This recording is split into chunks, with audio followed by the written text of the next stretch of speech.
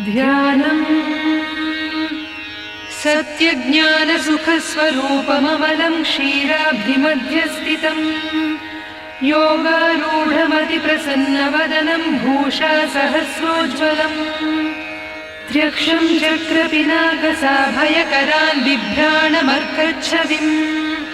छत्रीभूतपणीन्द्रमिन्दुधवलं लक्ष्मीनृसिंहं भजे लक्ष्मीचारुकुचद्वन्द्वकुङ्कुमाङ्कितवक्षसे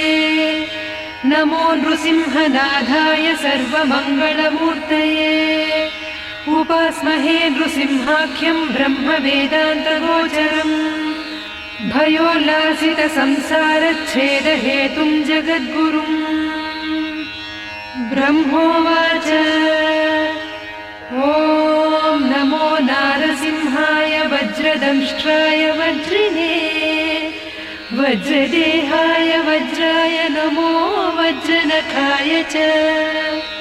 वासुदेवाय वन्द्याय वरदाय वरात्मने वरदाभयहस्ताय वराय वररूपिणे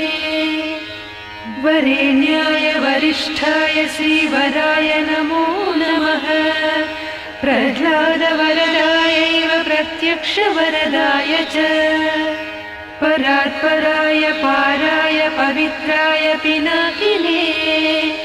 पावनाय प्रसन्नाय पासिने पापहारिणे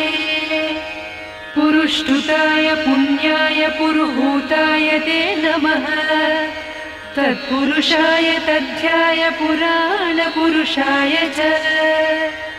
पुरोधसे पूर्वजाय पुष्कराक्षाय ते नमः पुष्पहासाय हासाय महाहासाय साम्यिणे सिंहराजाय सिंहाय जगद्वन्द्याय ते नमः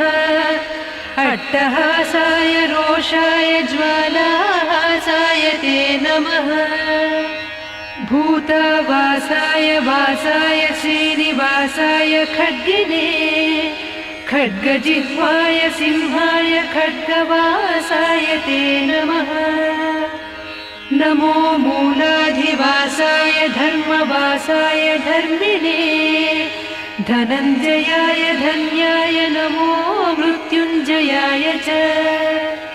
शुभञ्जयाय सूत्राय नमः शत्रुञ्जयाय च निरञ्जनाय नीराय निर्गुणाय गुणात्मने निष्प्रपञ्चाय निर्वाणप्रदाय निबिडाय च निरञ्जनाय नीराय निर्गुणाय गुणात्मने निरालम्बाय नीलाय निष्कलाय कलात्मने निमेषाय निबन्धाय निमेषगमनाय च निर्द्वन्द्वाय निराशाय निश्चयाय निजाय च निर्मलाय निदानाय निर्मोहाय निराकृते नमो नित्याय सत्याय सत्कर्मनिरताय च सत्यध्वजाय मुञ्जाय मुञ्जाकेशाय केशिने हरिकेशाय केशाय गुडाकेशाय वै नमः सुकेशायोर्ध्वकेशाय केशिसंहारकाय च जलेशाय स्थलेशाय पद्मेशायोग्ररूपिणे पुष्पेशाय कुलेशाय केशवाय नमो नमः सूक्तिकर्णाय सुप्ताय रक्तजिह्वाय रागिणे दीप्तिरूपाय दीप्ताय प्रदीप्ताय प्रलोभिने प्रसन्नाय प्रबोधाय प्रभवे विभवे नमः प्रभञ्जनाय पान्धाय प्रमाय प्रतिमाय च प्रकाशाय प्रतापाय प्रज्वलायोज्ज्वलाय च ज्वालामाला स्वरूपाय ज्वालजिह्वाय ज्वालिने महाज्वालाय कालाय कालमूर्तिधराय च कालान्तकाय कल्पाय कलनाय कलाय च कालचक्राय चक्राय षट्चक्राय च चक्रिणे अक्रूराय कृतान्ताय विक्रमाय क्रमाय च कृत्तिने कृत्तिवासाय कृतज्ञाय कृतात्मने संक्रमाय च क्रुद्धाय क्रान्तलोकत्रयाय च अरूपाय स्वरूपाय हरये परमात्मने अजेयायादिदेवाय ह्यक्षयाय क्षयाय च अघोराय सुघोराय घोरघोरतराय च नमोऽस्तु घोरवीर्यालसद्घोराय ते नमः घोराध्यक्षाय दक्षाय दक्षिणार्हाय सम्भवे अमोघाय गुणौघाय ह्यनगमागहारिणे मेघनादाय नाथाय तुभ्यं मेघात्मने नमः मेघवाहनरूपाय मेघश्यामाय मालिने व्याळयज्ञोपवीताय व्याघ्रदेहाय ते नमः व्याघ्रपादाय ते व्याघ्रकर्मणे व्यापकाय च विकटस्याय वीर्याय विष्टरस्रवसे नमः विकीर्णनखदंष्ट्राय नखदंष्ट्रायुधाय च विश्वक्सेनाय सेनाय विह्वलाय बलाय च विरूपाक्षाय वीराय विशेषाक्षाय साक्षिणे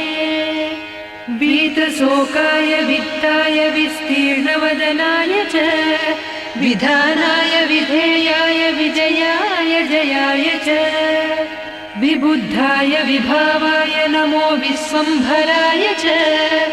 वीतरागाय विप्राय विटङ्किनयनाय च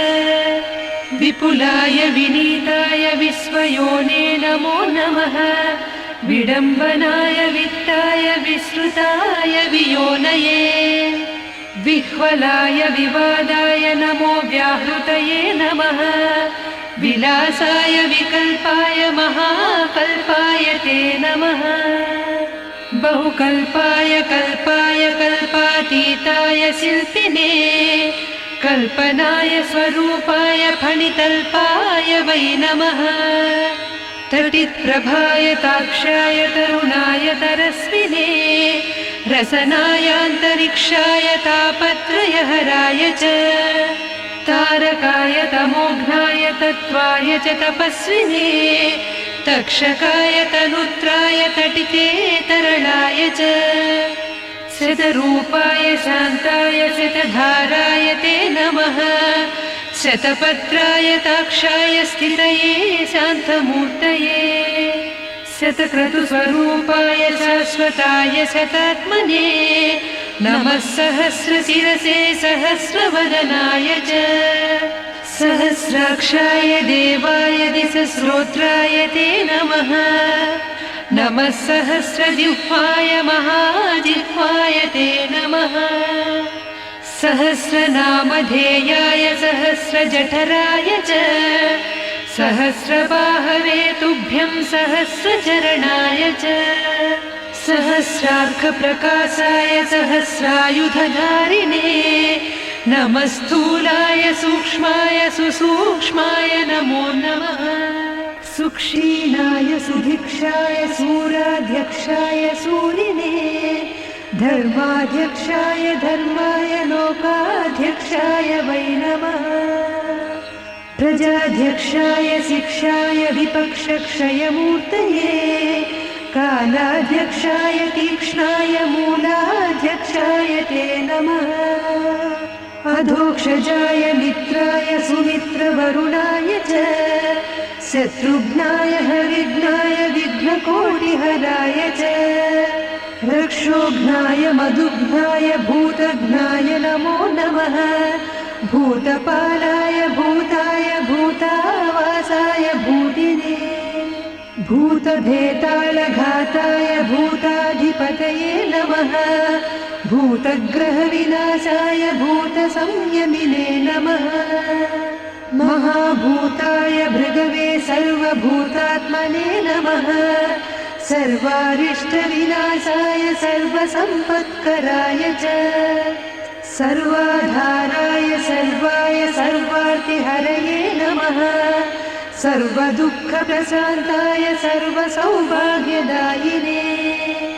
सर्वज्ञानाद्यनन्ताय सर्वशक्तिधराय च सर्वैश्वर्यप्रदाते च सर्वकार्यविधायिने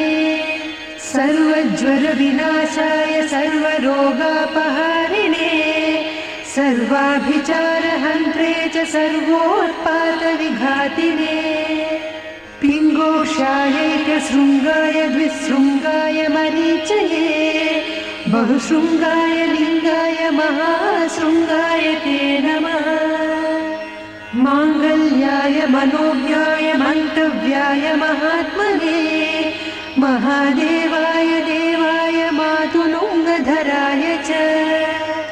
महामाया प्रसूताय मायिने जलशायिने महोदराय मन्दाय मदनाय मदाय च मधुकैटभहन्त्रे च माधवाय मुरारये महावीर्याय धैर्याय चित्रवीर्याय ते नमः चित्रकर्माय चित्राय नमस्ते चित्रभानवे मायातीताय मायाय महावीराय ते नमः महातेजाय बीजाय तेजोधाम्ने च बीजिने तेजोमय नृसिंहाय तेजसां निधये नमः महादंष्ट्राय दंष्ट्राय नमः पुष्टिकराय च सिपिविष्टाय पुष्टाय तुष्टये परमेष्टिने विशिष्टाय च शिष्टाय गरिष्ठायष्टदायिने नमो ज्येष्ठाय श्रेष्ठाय तुष्टायामिततेजसे अष्टाङ्गन्यस्तरूपाय सर्वदुष्टान्तकाय च वैकुण्ठाय विकुण्ठाय केशिकण्ठाय कण्ठिने कण्ठीरवाय लुण्ठाय निस्सठाय हठाय च सत्त्वोद्रिक्ताय कृष्णाय रजोद्रिक्ताय वेधसे तमोद्रिक्ताय रुद्राय ऋग्यजुस्साममूर्तये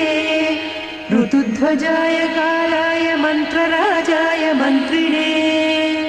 त्रिनेत्राय त्रिवर्गाय त्रिधाम्ने च त्रिशूलिने त्रिकालज्ञानरूपाय त्रिदेहाय त्रिधात्मने समस्त्रिमूर्तिवन्द्याय त्रितत्त्वज्ञानिने नमः अक्षोभ्याय निरुद्धाय ह्यप्रमेयाय भानवे अमृताय अनन्ताय अमिताय अमराय च अपमृत्युविनाशाय अपस्मारविघातिने अन्नदायान्नरूपाय अन्नायान्नभुजे नमः आद्याय निरवध्याय वेद्याय अद्भुतकर्मणे सद्यो जाताय सन्धाय वैद्युताय नमो नमः विद्यातीताय शुद्धाय रागातीताय रागिणे योगीश्वराय योगाय गोहिताय गवाम्पते गन्धर्वाय गभीराय गर्जितायोर्जिताय च पद्माभाय सुनाभाय पद्मनाभाय भासिने पद्मनेत्राय पद्माय पद्माय पतये नमः पद्मोदराय पूताय पद्मकल्पोद्भवाय च नमो हृत्पद्मवासाय भूपद्मोद्धरणाय च सिद्धब्रह्मस्वरूपाय ब्रह्मरूपधराय च ब्रह्मणे ब्रह्मरूपाय ब्रह्मनेत्रे नमो नमः ब्रह्मादये ब्राह्मणाय ब्रह्मात्मने नमः सुब्रह्मण्याय देवाय ब्रह्मण्याय त्रिवेदिने परब्रह्मस्वरूपाय पञ्चब्रह्मात्मने नमः नमस्ते ब्रह्मशिरसे तथा स्वशिरसे नमः अधर्वशिरसे नित्यमचलिप्रतिमाय च नमस्ते तीक्ष्णदंष्ट्राय लोलाय ललिताय च लावण्याय लवित्राय नमस्ते लावकाय च लक्षणज्ञाय लक्ष्याय लक्षणाय नमो नमः रसद्वीपाय दीप्ताय विष्णवे प्रभविष्णवे दृष्टिमूलाय कृष्णाय श्रीमहाविष्णवे नमः। पश्यामि त्वां महासिंहं हारिणं वनमालिनं किरीटिनं कुण्डलिनं सर्वगं सर्वतोमुखम् सर्वतः पाणिपादोरुं सर्वतोक्षिशिरोमुखं सर्वेश्वरं सदा तुष्टं सत्त्वस्थं समरप्रियम् बहुयोजनविस्तीर्णं बहुयोजनमायतं बहुयोजनहस्ताङ्घ्रिं बहुयोजननासिकम् महारूपं महावक्त्रं महादंष्ट्रं महाभुजं महानादं महारौद्रं महाकायं महाबलम् आनाभेदः मनोरूपमागणाद्वैष्णवं वपुः अशीर्षाद्रुद्रमीशानं तदग्रे सर्वतः शिवम् नमोऽस्तु नारायण नारसिंह नमोऽस्तु नारायण वीरसिंह नमोऽस्तु नारायण क्रूरसिंह नमोऽस्तु नारायण दिव्यसिंह नमोऽस्तु नारायण व्याघ्रसिंह नमोऽस्तु नारायण पुच्छसिंह नमोऽस्तु नारायण पूर्णसिंह नमोऽस्तु नारायण रौद्रसिंह नमो नमो भीषणभद्रसिंह नमो नमो विज्वलनेत्रसिंह नमो नमो बृह्मितभूतसिंह नमो नमो निर्मलचित्तसिंह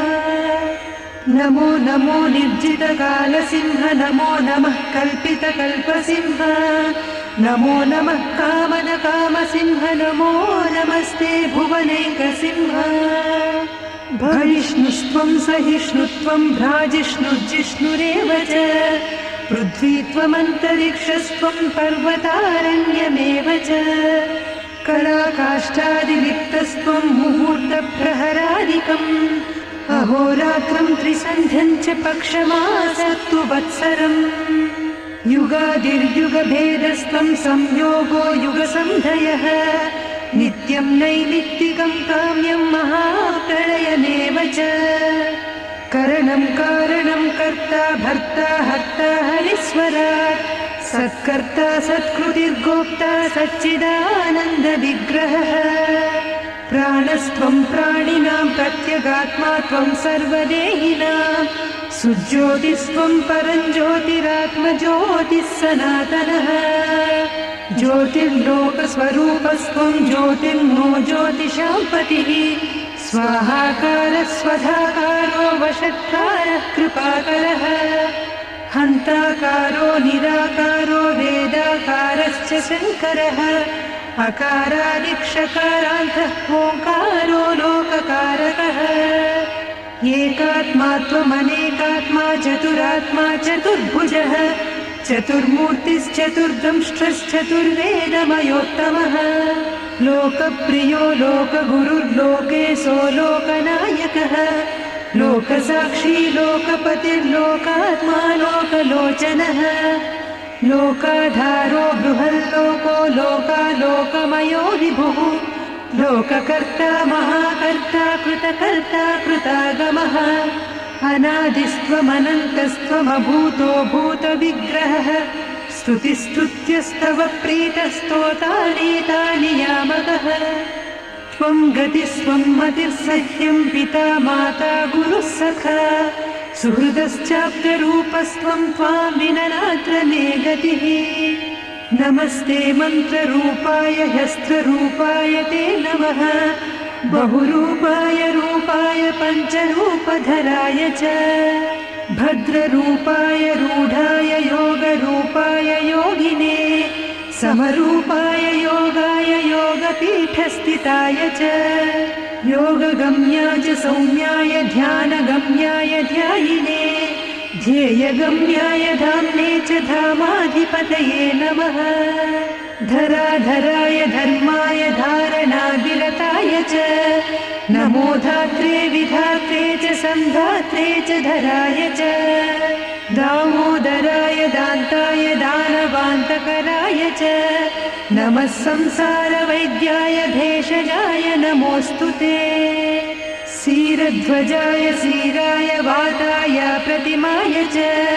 सारस्वताय संसारनाशनाय क्षमालिने असिचर्मधरायैव षट्कर्मनिरताय च विकर्माय सुकर्माय परकर्म विघातिने सुकर्मणे मन्मथाय नमो मर्माय मर्मिणे करिचर्मवसानाय कराळवदनाय च कवये पद्मगर्भाय भूगर्भाय कृपानिधे ब्रह्मगर्भाय गर्भाय बृहद्गर्भाय धूर्जटे नमोऽस्तु विश्वगर्भाय श्रीगर्भाय चितारये नमो हिरण्यगर्भाय हिरण्यकवचाय च हिरण्यवर्णदेहाय हिरण्याक्षविनाशिने हिरण्यकनिहन्त्रे च हिरण्यनयनाय च हिरण्यरेतसे तुभ्यं हिरण्यवदनाय च नमो हिरण्यशृङ्गाय निःशृङ्गाय च शृङ्गिणे भैरवाय सुकेशाय भीषणायान्त्रमालिने चण्डाय तुण्डमालाय नमो दण्डधराय च श्रीकण्ठतत्त्वरूपाय कमण्डलुधराय च नमस्ते दण्डसिंहाय सत्यसिंहाय ते नमः नमस्ते श्वेतसिंहाय पीतसिंहाय ते नमः नीलसिंहाय नीलाय रक्तसिंहाय ते नमः नमो हरिद्रसिंहाय धूम्रसिंहाय ते नमः मूलसिंहाय मूलाय बृहत्सिंहाय ते नमः तालस्थितसिंहाय नमः पर्वतवासिने नमो जलस्थसिंहाय अन्तरिक्षस्थिताय च कालाग्निरुद्रसिंहाय चण्डसिंहाय ते नमः अनन्तजिह्वाजिह्वाय अनन्तगतये नमः नमोऽस्तु वीरसिंहाय बहुसिंहस्वरूपिणे नमोऽन्विचित्रसिंहाय नारसिंहाय ते नमः अभयङ्करसिंहाय नरसिंहाय ते नमः सप्ताब्धिमेखलायैव सप्तसामस्वरूपिणे सप्तधातुस्वरूपाय सप्तच्छन्दोमयाय च सप्तलोकान्तरस्थाय सप्तस्वरमयाय च सप्ताक्षिरूपदंष्ट्राय सप्ताश्वरथरूपिणे स्वच्छाय स्वच्छरूपाय स्वच्छन्दाय नमो नमः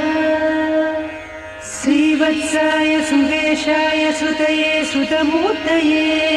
सुचिस्रवाय सूराय सुखोगाय सुधन्विने शुभ्राय सुरनाथाय सुलभाय शुभाय च सुदर्शनाय सूक्ताय निरुक्ताय नमो नमः सुप्रभाव स्वभावाय भवाय विभवाय च सुशाखाय विशाखाय सुमुखाय सुखाय च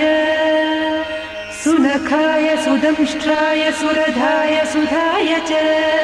नमः खट्वाङ्गहस्ताय खेटमुद्गरपाणये साङ्ख्याय सुरमुख्याय प्रख्यातप्रभवाय च खगेन्द्राय मृगेन्द्राय नगेन्द्राय ध्रुवाय च नागकेयूरहाराय नागेन्द्राय घमर्दिने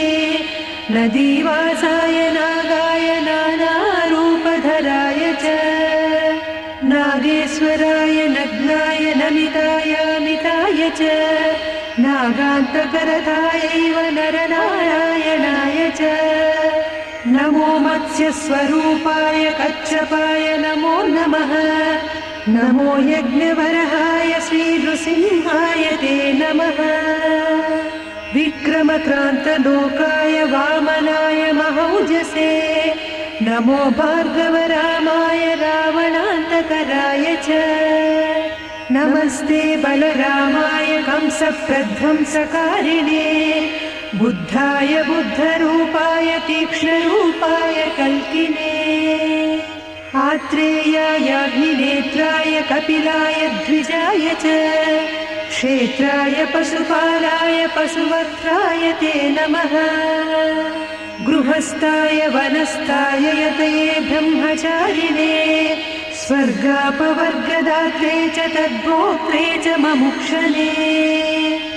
सालग्रामनिवासाय क्षीराब्धिनिलयाय च श्रीशैलाद्रिनिवासाय शैलवासाय ते नमः। योगिहृत्पद्मवासाय महाहंसाय ते नमः। गुहावासाय गुह्याय गुप्ताय गुरवे नमः। नमो मूलादिवासाय नीलवस्त्रधराय च पीतवस्त्रधरायैव रक्तवस्त्रधराय च रक्तमाला विभूषाय रक्तगन्धानुलेपिने धुरन्धराय धूर्ताय दुर्गमाय धुराय च दुर्मदाय दुरन्ताय दुर्धराय नमो नमः। दुर्निरीक्षाय दीप्ताय दुर्धर्माय द्रुमाय च दुर्भेदाय दुराशाय दुर्लभाय नमो नमः। दृप्ताय दीप्तवक्त्राय बुद्वृत्ताय नमो नमः। उन्मत्ताय प्रमत्ताय नमो दैत्यारये नमः। रसज्ञाय रसेशाय ह्याकर्णनयनाय च वन्ध्याय परिवेशाय रथ्याय रसिकाय च ऊर्ध्वोष्मायोध्वदेहाय नमस्ते चोर्ध्वरेतसे पद्मप्रध्वंसिकान्ताय शङ्खचक्रधराय च गदापद्मधराय पञ्चबाणधराय च कामेश्वराय कामाय कामरूपाय कामिने नमः। कामविहाराय कामरूपधराय च सोमसूर्याग्निनेत्राय सोमपाय नमो नमः। समः सोमाय वामाय वासुदेवाय ते नमः। सामस्वराय सौम्याय भक्तिगम्याय ते नमः। कूष्माण्डगणनाथाय सर्वश्रेयस्कराय च भीष्माय भीकरायै न भीमविक्रमणाय च मृगग्रीवाय जीवाय जिताय जितकासिने जटिने जामदग्न्याय नमस्ते जातवेदसे जपाकुसुमवर्णाय जप्याय जपिताय च जरायुजायाण्डजाय सेदजायोद्भिदाय च जनार्दनाय रामाय जाह्नवीजनकाय च जराजन्मविदूराय प्रद्युम्नाय प्रबोधिने रौद्रजिह्वाय रुद्राय वीरभद्राय ते नमः। छिद्रूपाय समुद्राय कद्रुद्राय प्रचेतसे इन्द्रियायेन्द्रियज्ञाय समैवानुजाय च अतीन्द्रायाय सान्द्राय इन्दिरापतये नमः। ईशानाय च हीढ्याय हीप्सिताय त्विनाय च व्योमात्मने च व्योम्ने च नमस्ते व्योमकेशिने व्योमोद्धराय च व्योमवक्त्राय सुरघातिने नमस्ते व्योमदंष्ट्राय व्योमवासाय ते नमः। सुकुमाराय माराय सिंसुमाराय ते नमः। विश्वाय विश्वरूपाय नमो विश्वात्मकाय च ज्ञानात्मकाय ज्ञानाय विश्वेशाय वरात्मने एकात्मने नमस्तुभ्यं नमस्ते द्वादशात्मने चतुर्विंशतिरूपाय पञ्चविंशतिमूर्तये भावशुद्धाय साध्याय सिद्धाय शरभाय च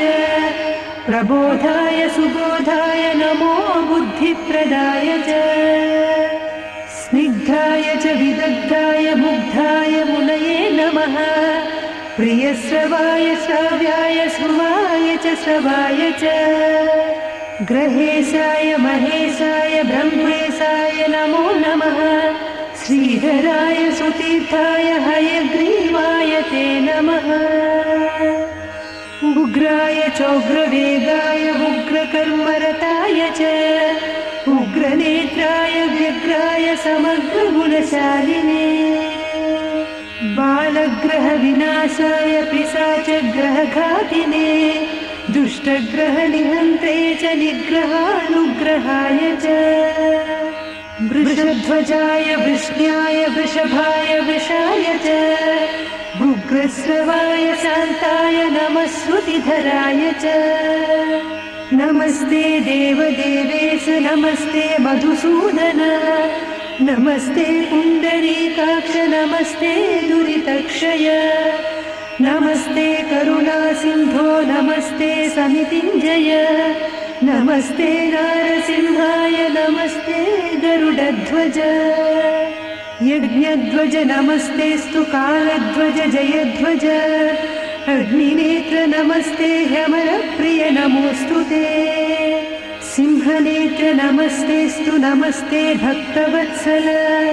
धर्मनेत्र नमस्तेस्तु नमस्ते करुणाकर पुण्यनेत्र नमस्तेस्तु नमस्ते भीष्टदायक नमो नमस्ते जयसिंहरूप नमो नमस्ते नरसिंहरूप नमो नमस्ते गुरुसिंहरूप नमो नमस्ते रणसिंहरूप नमो नमस्ते गुरुसिंहरूप नमो नमस्ते लघुसिंहरूप इति श्रीमन्नृसिंहपुराणे स्तोत्ररत्नाकरे श्रीनरसिंहप्रादुर्भावे आपदुद्धार घोरवीर लक्ष्मी नृसिंह दिव्यसहस्रनाम स्तोत्रमन्त्रराजः सर्वार्थसाधनं नाम द्विशततमोऽध्यायः।